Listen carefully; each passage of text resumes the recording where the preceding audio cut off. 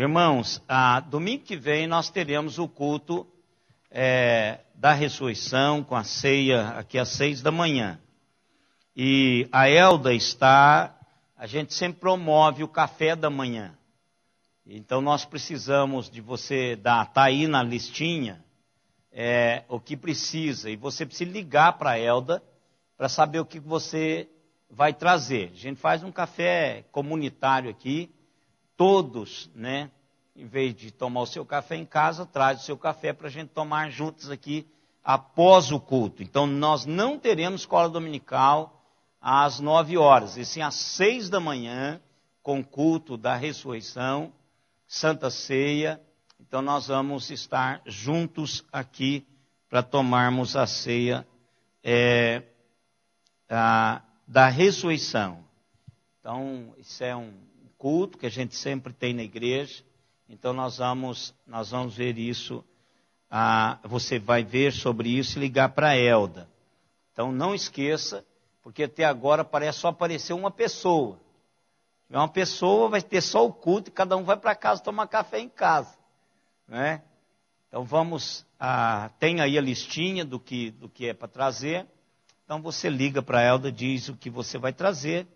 E aí os irmãos, a partir das 5h30, vão estar na cozinha preparando o café para receber tudo que você trouxer para o café da manhã. Hoje nós tem alguém aqui de professor que veio para fazer o curso. Se tiver, é lá embaixo, irmãos, com a missionária, e as crianças com o pastor no templo antigo. Então tem o pastor com as crianças e tem a missionária com os professores de escola dominical das congregações aqui da igreja, com o curso para formação de professores. Nós estamos, irmãos, caminhando no estudo do gigante que matou Davi. Nós estamos falando de um homem crente, um ícone da palavra de Deus, um homem que é chamado pelo Espírito Santo de Deus como um homem segundo o coração de Deus, um homem que compôs vários hinos, vários salmos, e esses salmos são cantados até hoje nas sinagogas em Israel, e do nível do 63 que nós lemos agora. Quer dizer, um homem que tinha uma sede por Deus, como a terra seca, exausta e sem água. Então, um homem que dificilmente, não quero julgar, porque eu não conheço a sua vida, mas conheço a minha. Dificilmente algum de nós possamos chegar próximo dele, em termos de vida espiritual. Em termos do pecado, eu e vocês, com certeza, já fuçamos no mesmo chiqueiro que ele fuçou. Isso aí eu tenho certeza absoluta, né? Uns fuçaram mais fundo, outros fuçaram menos, mas esse chiqueiro que Davi foi, eu tenho certeza que eu e vocês já fuçamos lá, né? Então, já comemos algumas bolotas de lavagem do chiqueiro, né? Então, certeza absoluta, essa eu tenho. A outra eu não tenho, porque eu não sei de verdade qual o seu nível de caminhada com Deus. Mas esse homem teve um momento na sua vida em que ele se perdeu. Então, o alerta da palavra de Deus é que nunca eu e vocês estamos preparados para os enfrentamentos. Não diga nunca que não vai acontecer com você. Porque quando nós fazemos isso, a gente deixa de guardar-se, deixa de vigiar, deixa de orar, deixa de buscar a palavra. Uma coisa que eu aprendi com o reverendo Francisco Leonardo, que é outro ícone do nosso tempo, está vivo, não é? É que a gente nunca chega lá. Então, nós vamos perseguir uma realidade de Deus, mas não pense vocês que vocês saberão tudo, que vocês serão tudo que Deus quer que seja, porque nenhum de nós seremos assim. Então, essa busca, ela é contínua. Não tem aquele negócio assim, por exemplo, eu não me vejo mais fazendo nenhum curso universitário. Então, eu digo assim, olha, de verdade, eu parei. Eu não me vejo mais sentado numa faculdade fazendo um curso universitário, seja ele qual for. Não me vejo. Eu acho que nesse finalzinho eu tenho outras coisas que não precisam de curso universitário e não me vejo. Então acabou para mim isso. Agora a vida cristã minha, ler a palavra, orar, ler livros relacionados a isso, experiência de irmãos que estão lançando livros fantásticos. Hoje eu compro e vou continuar lendo e vou ler até o final. Só para dizer, aquele irmão que eu visitei ontem, esse irmão estava, irmãos, com livros em inglês, francês e a Bíblia grega dele lá na cabeceira, lá onde ele estava deitado. E livros de gente estudiosa.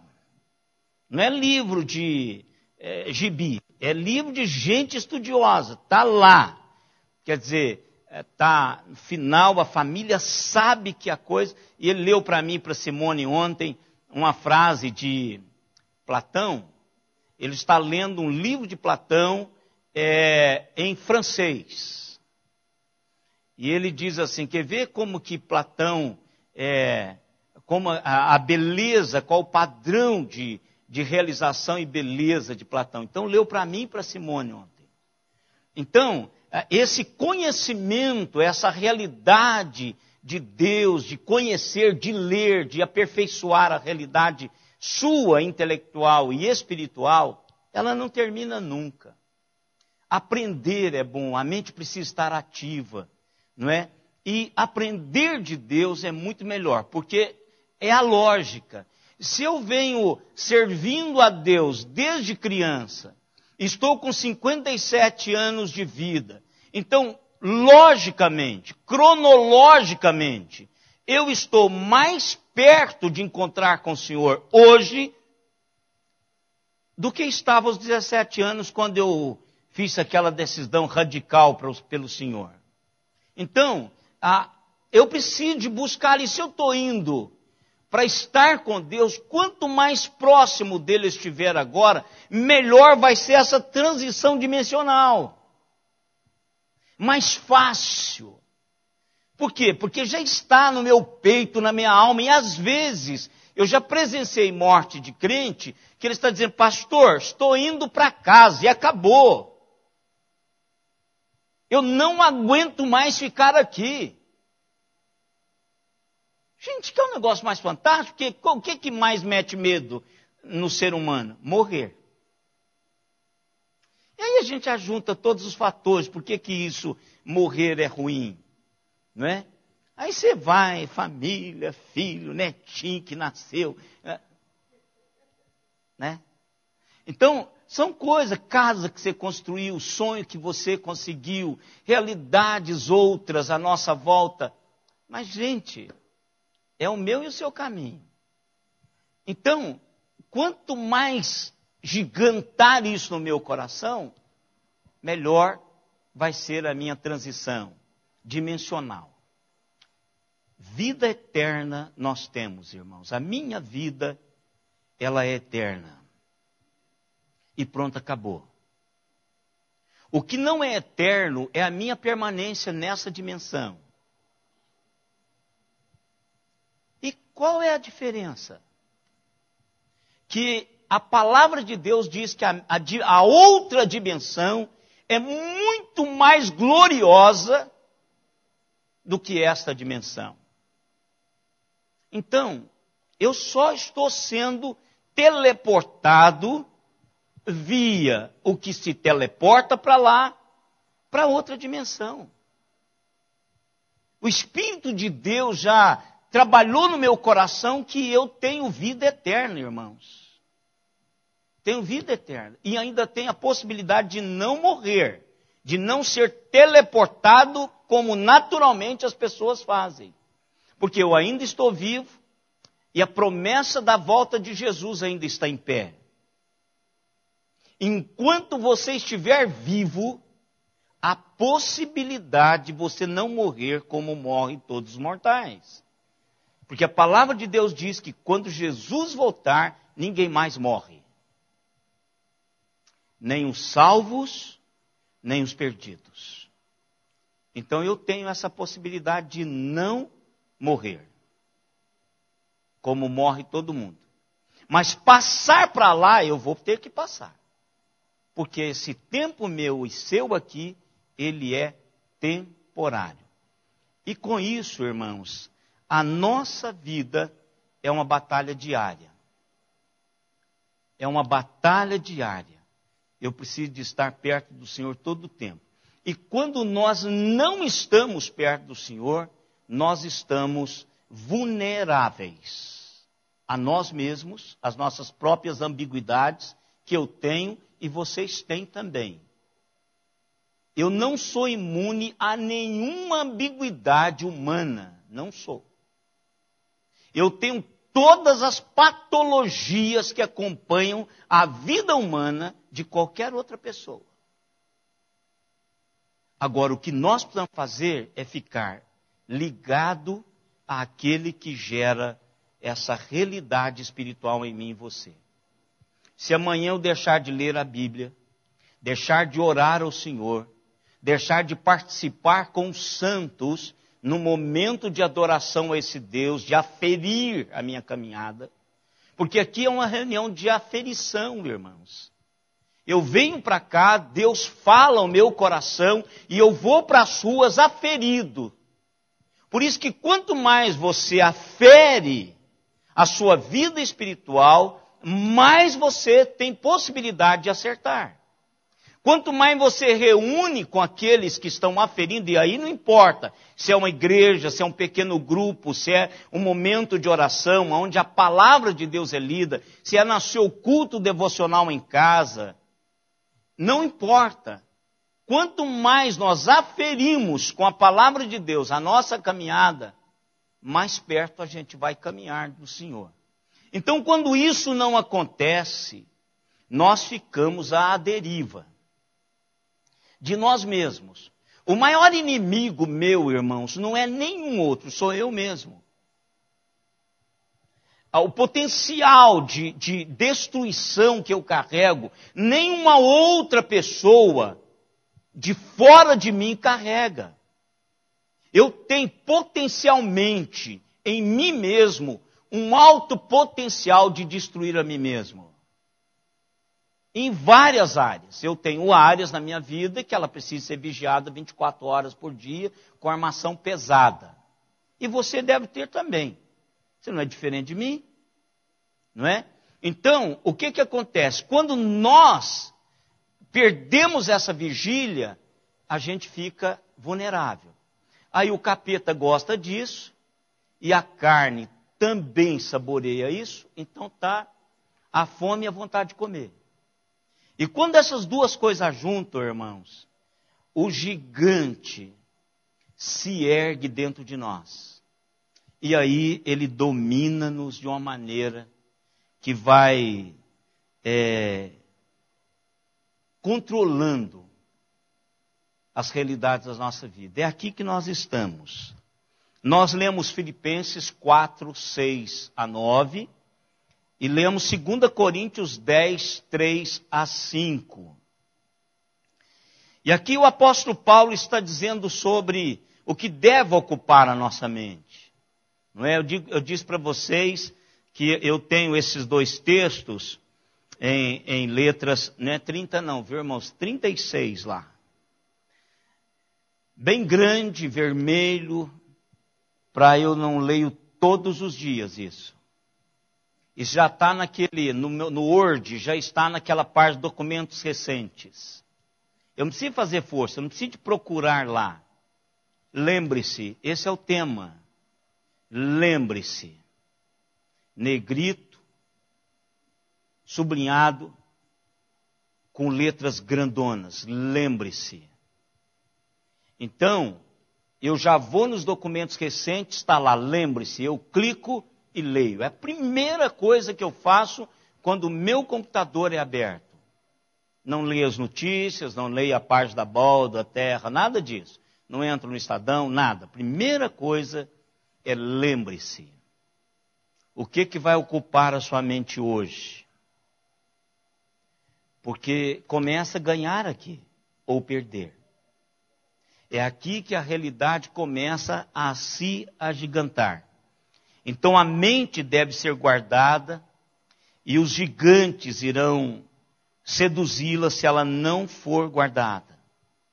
E quando o gigante seduzir a sua mente, ele leva o corpo junto. Pode ter certeza disso. Quando o gigante dominar a sua mente, ele leva o seu corpo junto. Porque o nosso corpo, irmãos, é uma... Eu ia falar um palavrão. Mas não vale nada. Em todo sentido. Se você der trégua para o seu corpo, você não levanta domingo de manhã para ir para a igreja. Se você der trégua para o seu corpo, você não vai trabalhar segunda-feira. Porque é assim que ele faz. Ele quer ficar numa folga. Aí se você não tem disposição mental, você não faz nada disso. Você não lê a Bíblia. Você não lê a Bíblia. E às vezes você nem vai fazer nada, porque o corpo não quer fazer esse negócio. Mas quando a mente manda, ele faz tudo que a mente manda. Os pescadores levantam de madrugada, como nunca levantou, mas no dia da pesca ele levanta de madrugada. Aquele menininho que não gosta de levantar para a escola dominical, mas no sábado que ele vai para a quadra bater bola, 6 da manhã ele está acordando o papai. Papai, já está na hora, vamos embora para jogar bola, já está de terno, já está com o uniforme do time dele para jogar bola. Mente, né? Então a gente vai, se a mente estimula, o corpo vai embora. Não importa, não tem nada que impeça. Então, o que aconteceu com Davi? Esse gigante de Davi tinha a capacidade, o poder de apagar a sua razão. Gente, quando nós perdemos a razão, ou seja, quando você perde a capacidade consequencial dos seus atos. Quando eu vou agir sem medir as consequências. Quando eu vou agir inconsequentemente. Quando nada do que aparece na minha visão, na minha leitura, impede-me de fazer aquilo que eu quero fazer. O verso 3 do capítulo 11 de 2 Samuel. E aqui, irmãos, nós estamos falando sobre adultério. Mas poderia ser qualquer outra realidade. Qualquer outra coisa que nos domina. Uma coisa que é legítima. Mas quando vem como dominando a sua vida, é prejudicial, nocivo, é comprar. Tem algum problema? Não tem prazer melhor do que você comprar? Puxa, como isso é gostoso. Primeiro pelo prazer de... Meu irmão fala assim, puxa vida, que coisa. Ele estava falando esses dias quando o menino dele completou 20 anos.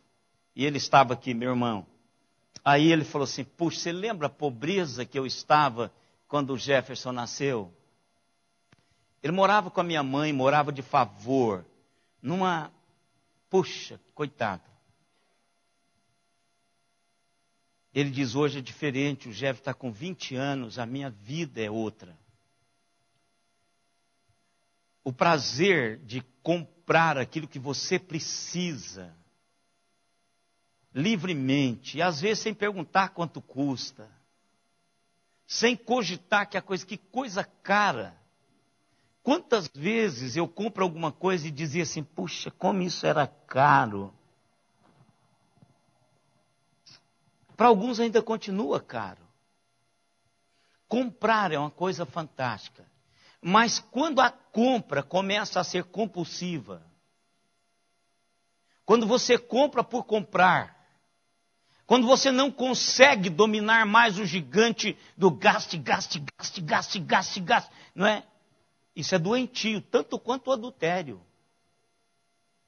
É esse gigante que agiganta-se dentro de nós, que domina a nossa mente.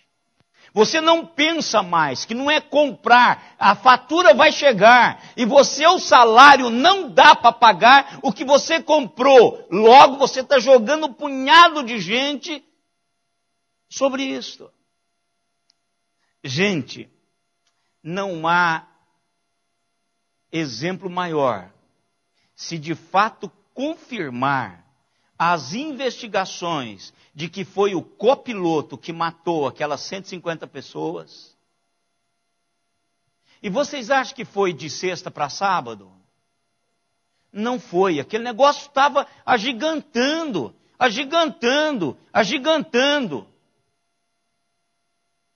Irmãos, não tem esse negócio de foi da noite para o dia. Não foi. Esse gigante foi construído, foi alimentado. Pode ter certeza disso, você pode achar que não, mas está sendo alimentado dentro de mim e dentro de você. De alguma maneira eu estou nutrindo esse camarada. Há na cirurgia, e pode ser cardíaca, pode ser qualquer outra, que um abscesso ou um tumor, ele tem alimentações periféricas ou profundas. Quando a gente tem um tumor na face e a sua irrigação periférica, todo cirurgião vibra com isso. Por quê? Porque está fácil. Ele ainda não aprofundou. Mas se ele tiver irrigação profunda, ele não só já comunicou com toda a rede de alimentação do organismo, como ele já está forte. A mesma coisa são os gigantes dentro de nós. Se a alimentação dele é periférica, está facinho de você abortar esse camarada. Agora, se a alimentação já é uma alimentação profunda, aí você vai ter trabalho. Veja que Davi anulou a sua razão. Verso 3. Davi mandou perguntar quem ela era. Quem Batseba era. Por isso aqui levantamos aquele dia a questão de que se Urias era soldado do exército de Davi, Urias era um dos 40, não esqueçam disso. Israel tinha 40 especialistas, eram soldados de elite, 40. Dentre esses 40, Urias era um e Davi também era outro. Então veja, havia-se um círculo de intimidade. Mas só que a gente precisa entender o contexto desse texto. Mulher não ia para o churrasco com eles, irmãos. Mulher era um objeto. Mulher não ficava relacionando-se. Eu sei que é um Richard, mas eu não sei quem que é a mulher dele. Eu sei quem é o Vanderlei, mas não sei quem é a mulher dele. Eu sei quem é o Melo, mas eu não sei quem é a mulher dele. Então, esse é o contexto lá. Eu sei que é o Valdir, mas não sei quem é a mulher dele. Eu sou amigo do Valdir, mas nunca vi a mulher dele mais gorda ou mais magra. Não sei se é baixa, se é alta, se é morena, se é loira. Eu não sei. Então, esse é o contexto lá. Agora, como ele viu, também o texto não diz como ele viu. Se ele a viu, como eu falei domingo passado, só de costa, não importa. Mas ele manda, ele é o rei. Veja para mim quem é aquela mulher. Dê uma olhada. A gente vê isso muito, o cara que tem muito dinheiro, o cara que é o cacique da cidade, é o manda-chuva da cidade, ele manda, é só morar numa cidade provinciana, você sabe disso. Os ricaços fazem isso. Eu vi uma menina ontem no supermercado e eu quero saber quem ela é. Eu quero ela para mim. Pronto. E os capachos vão atrás, não é? Eles vão buscá-la. Então foi exatamente isso que Davi fez. Davi diz assim, olha, mandou perguntar quem ela era. Então disseram-lhe, e não foi um só. Olha aqui. Ele colocou um batalhão em cima, dá para saber quem é aquela mulheraça, né? Aquela escultura feminina que ele viu. E aí disseram, Batseba é filha de Eliã. Quem era Eliã? Eliã era o conselheiro de confiança de Davi.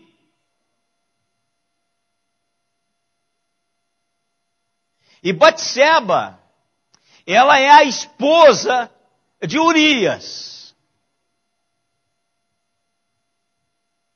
Irmãos, só isso aqui já era para Davi falar assim, não vou pôr a mão nesse negócio. Sem encrenca. Era ou não era? Claro que era. Um homem normal, irmãos, crente, que fala assim, ó, essa menina, ela é filha do seu presbítero. É esposa do evangelista que trabalha com você. Ponto final, é intocável. Intocável. Para qualquer homem normal, irmãos.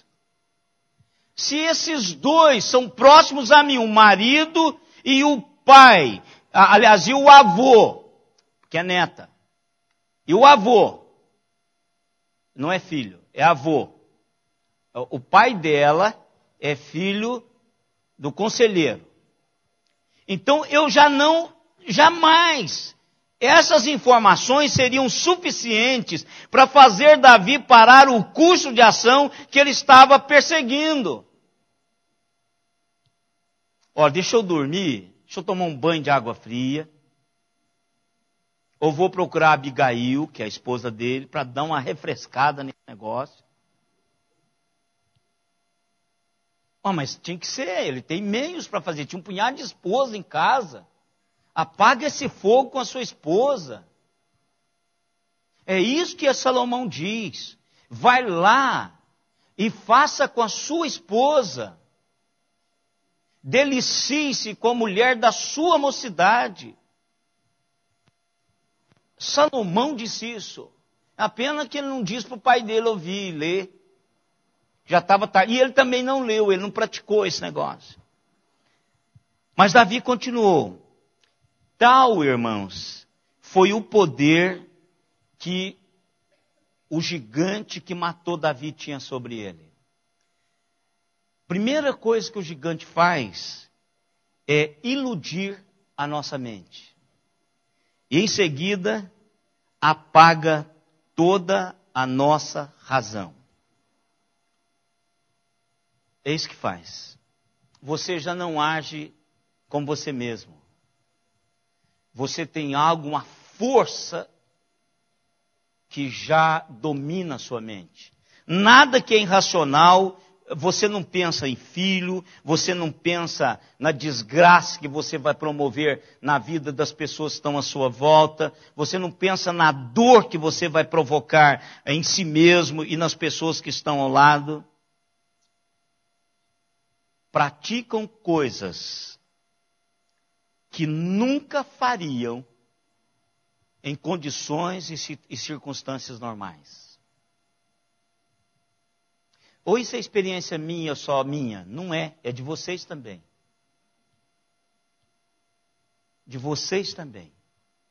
Quando o gigante se agiganta, nós praticamos coisas que nunca faríamos, nunca praticaríamos em condições e circunstâncias normais. Quando nós ficamos sob o domínio do gigante, do nosso gigante, nós perdemos o sentido, tornamos-nos intoxicados pelos desejos daquilo que nós construímos gigante dentro de nós. Qualquer área, irmãos, qualquer área. Até a Coca-Cola. Tem gente que não sabe ver uma Coca-Cola gelada. Mesma coisa. Eu estou falando, um prato de comida, o cara lambuza ali. Qualquer gigante, irmãos, nós estamos falando aqui de adultério, mas isso não é o único gigante que nós construímos que nos prejudica. Então nós temos realidades que construímos e isto nos leva a fazer coisas tremendas. E é o que Tiago diz que nós lemos domingo passado e vamos ler de novo. Qual que é o texto de Tiago? Isso aí precisa ser arriscado, viu, irmãos? É um daqueles, lembre-se, Tiago 1,15.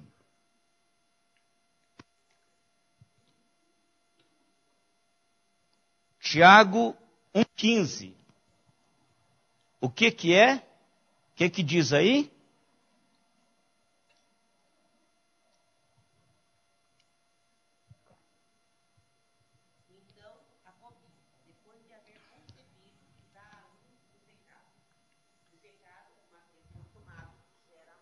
Então veja, a questão você pode não morrer, que tem um punhado de gente que pecou e não morreu, mas muitas coisas morreram. Pode ter certeza. Não fica sem morte. Nesse caminho alguma coisa morre. Para trazer a vida de novo é a ação do Espírito Santo de Deus, única e exclusivamente. Então, é um processo, irmãos, como a gravidez normal. Como é que, aquela pergunta assim que os pais que têm criança pequena podem se preparar para responder. E responder muito mais cedo do que nós respondemos aos nossos filhos. E que os nossos pais nem responderam para nós, que a gente teve que procurar sozinho, porque eles não conversavam esse negócio com a gente. Né? Falar que vinha da cegonha. Aí para os nossos filhos nós já tivemos que explicar, mas um pouquinho mais tarde. Hoje, o Ricardo pode começar a preparar para explicar para o Luquinha, ou se já não teve que explicar. O Lucas tem o quê? Quantos anos? 5 anos. Já teve que explicar, Ricardo?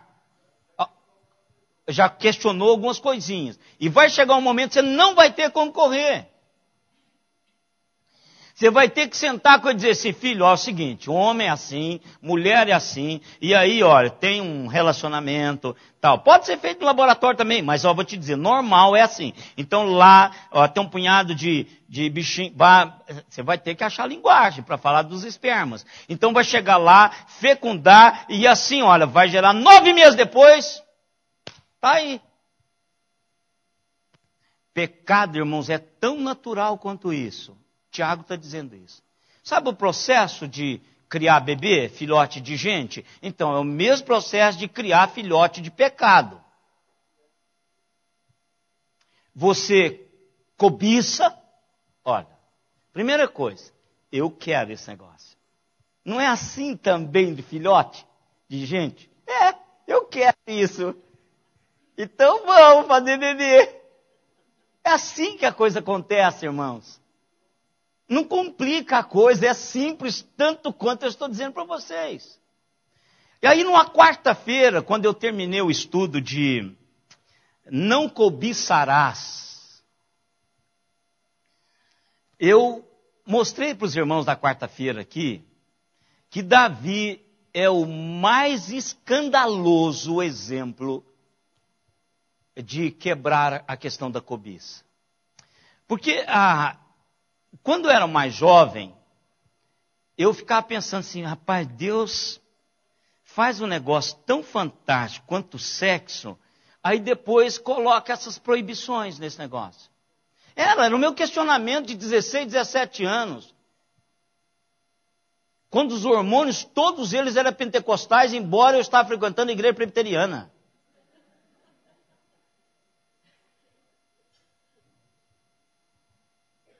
Por que é que esse negócio é tão violento e está proibido?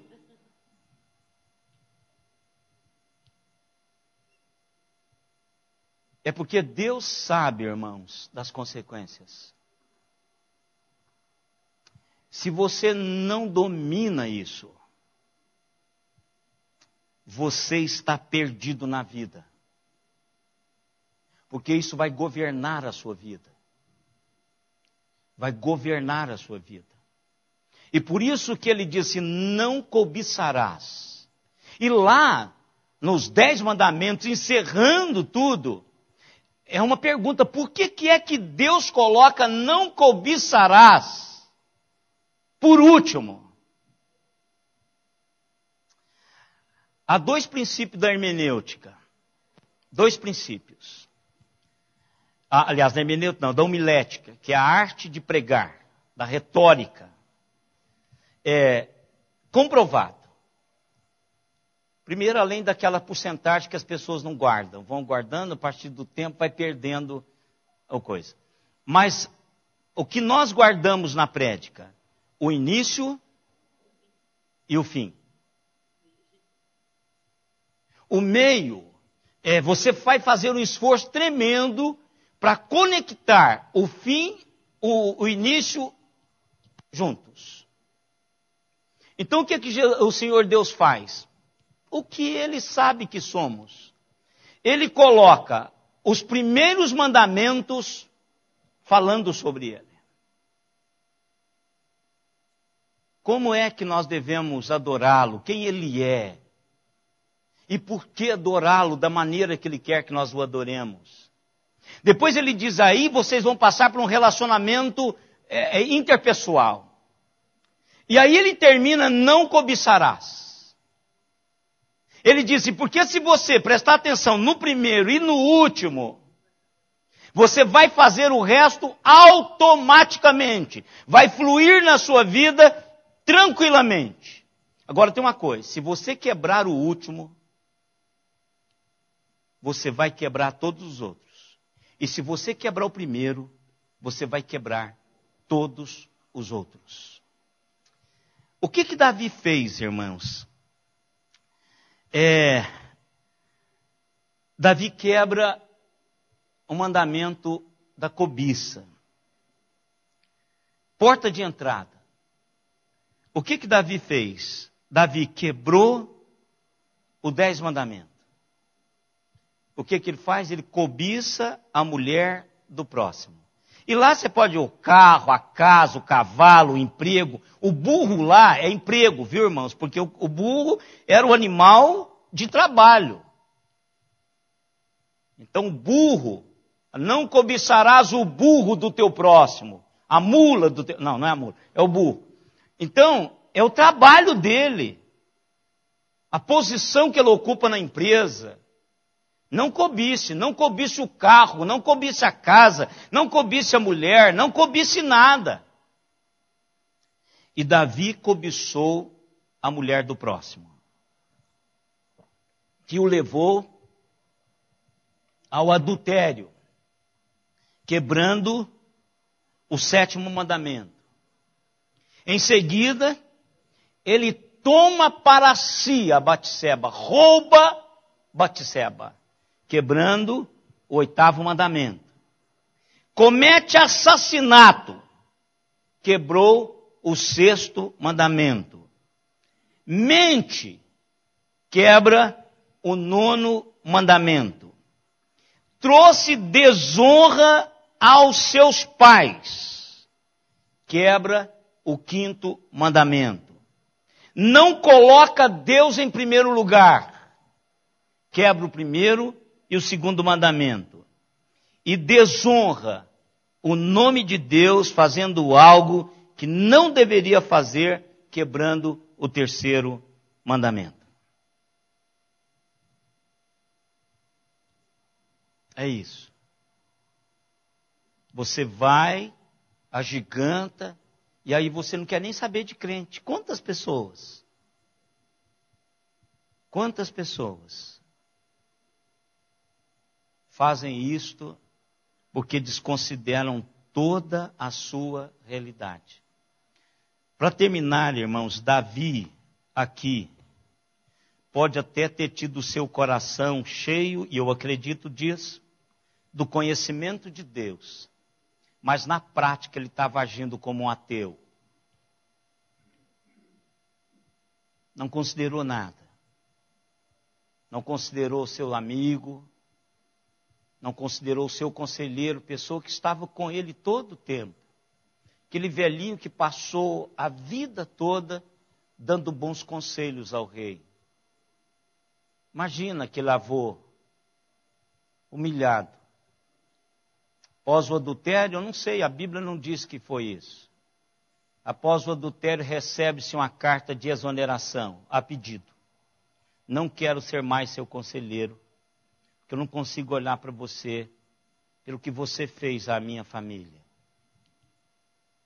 Não diz, a Bíblia não diz isso. Mas dor, irmãos, ela em qualquer época, na mesma extensão de que a nossa hoje. E dor, ela é profunda. Quando é a dor da traição, uma dor de algo que fere. Então, cuidado com o gigante. Ele pode anular sua razão. Ele pode quebrar a sua compreensão da vida e aquilo que você já construiu. Eu vou, domingo que vem, continuar falando sobre este ato de Davi. Já tem muita coisa para falar e nós vamos conversar um pouquinho.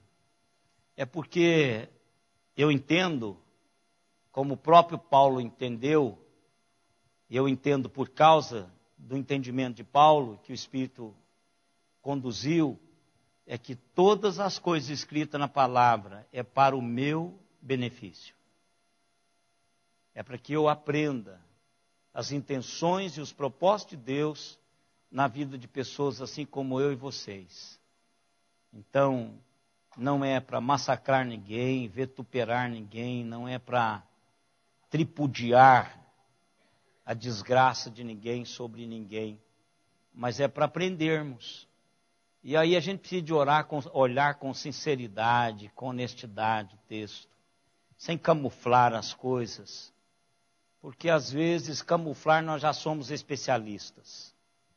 Então o que nós precisamos olhar como a Bíblia coloca a coisa, para entendermos que é assim, nua e crua, como lá em casa, como na minha mente. E às vezes a gente fica pondo pano quente na coisa, mas não é assim, é do jeitinho que acontece lá na minha casa e na sua. Nua e crua. Às vezes a gente precisa de olhar assim. E aí a gente consegue enxergar nós mesmos nesses projetos de vida que Deus trabalhou tão poderosamente lá no passado. E que deixou escrito aqui para mim e para você. Nós